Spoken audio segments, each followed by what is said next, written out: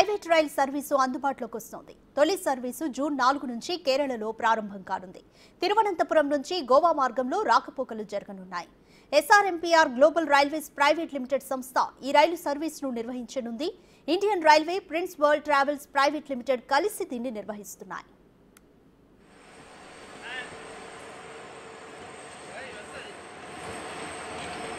త్రివేంద్రం, కొల్లం, కొట్టాయం, ఎర్నాకుళం, త్రిశూర్, కోజికోడ్, కన్నూర్, కాసర్గోడ్తో పాటు పలు స్టేషన్లలో ఈ రైలును ఆపుతారు.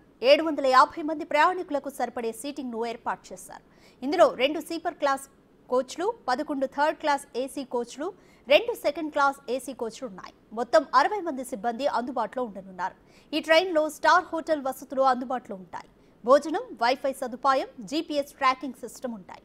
టూరిస్టులను ఆకర్షించడమే ఈ ట్రైన్ సర్వీస్ ప్రధాన లక్ష్యం.